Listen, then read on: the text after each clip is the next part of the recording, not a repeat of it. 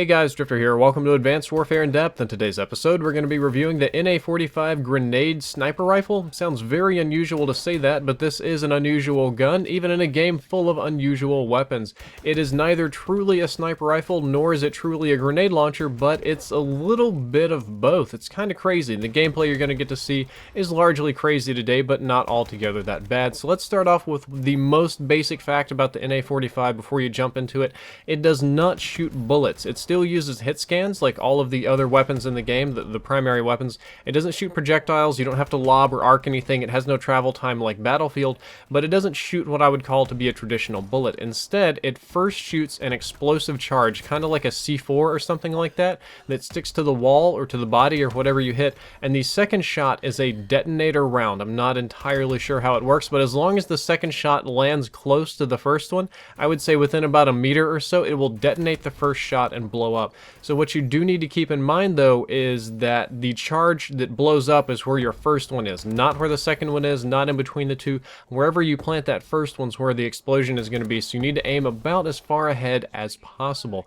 As far as the actual damage of the bullet goes, we do have that. The bullet damage is 35, which would be extremely, redonkulously low for sniper rifles, the lowest in any Call of Duty game ever, lower than a lot of the assault rifles and light machine guns. However, it has a 3.5x headshot multiplier, which guarantees that you get a one-shot kill to the head in core mode. So in normal gameplay, as long as you hit them in the head, they're still going to die. And it's a one-shot kill everywhere in hardcore, which really isn't that bad, but almost everything is a one-shot kill in hardcore, so that's not spectacular or anything.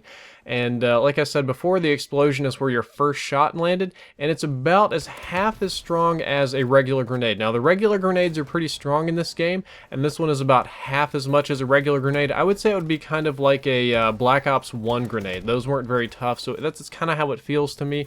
Again, you're not going to be able to nuke rooms, but as long as you're pretty close to people, you'll kill them with one explosion, and of course, if they have flak jacket on, it might be 2 or 3 explosions. The NA-45 is the fastest firing sniper rifle or grenade launcher in this entire game, shooting at 750 rounds per minute. This is semi-automatically, and you only have 2 rounds per magazine. They come in this little kind of clip that's stapled together. You've got your explosive charge and your detonator round, and every time you pop off 2 shots, you're going to have to reload. So the high rate of fire isn't necessarily for continuous fire, but just so you can pop real quick, and you don't have to worry about a long delay between follow-ups, though you will be reloading this very, very frequently. The recoil is low, but I'm going to say it's maybe not quite low enough. It's definitely the lowest of all the sniper rifles. It doesn't really kick very much, but when you're shooting this at long ranges, and especially if you're shooting kind of on an inclined plane or at an angle, it's sometimes not quite low enough to get your detonator charge close enough to your explosive charge to detonate. So I would tell you that unless you have your shots perfectly lined up, not to just spam it. You want to shoot it a little bit slower so that you have time to compensate for the recoil and detonate your charges every time. This one, like the other sniper rifles, does have a recoil bonus, or you get less recoil when you're prone. Not that it's super helpful, because this isn't the kind of weapon that you want to go prone with. This is one that I actually found it to be best if you play very, very aggressively with this sniper rifle, and I know that sounds crazy, but it works and I don't prone very much. The hipfire spread is pretty awful. Most of the sniper rifles are like this. You can't hipfire the 2 projectiles. You can do it at very, very close ranges if somebody's right in your face, or right at the ground at your feet or something like that, but hip firing from more than a few feet away is pretty much only going to guarantee that your explosive charge will not detonate, especially because, I'll put this in, I'm doing air quotes here while I'm talking, the randomness of the hip fire is not necessarily random, and you're almost guaranteed to not get a follow-up in the same direction with your detonator charge.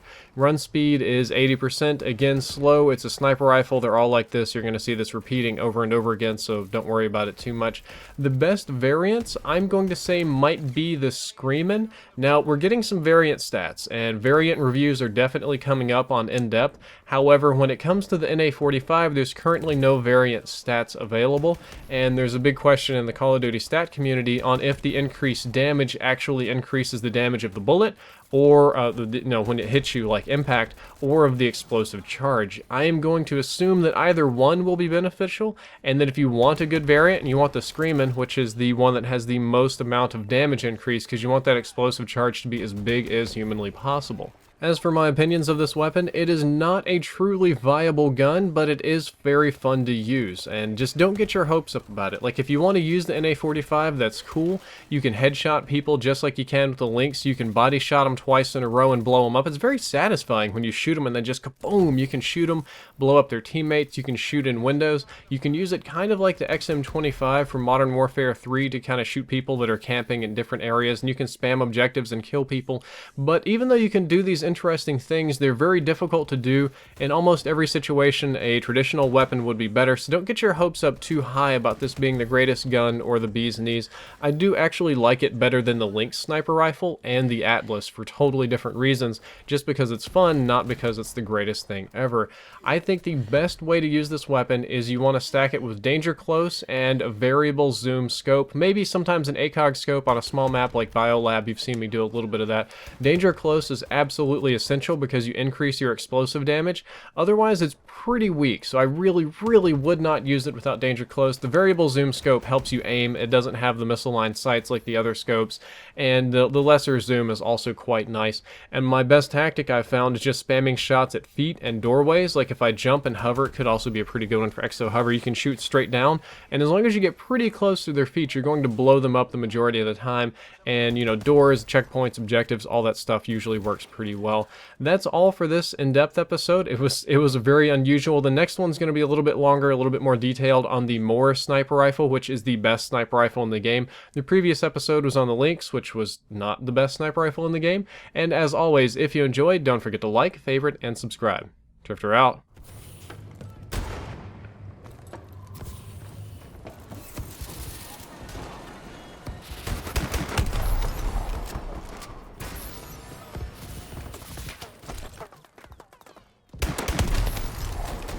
Taking our flag.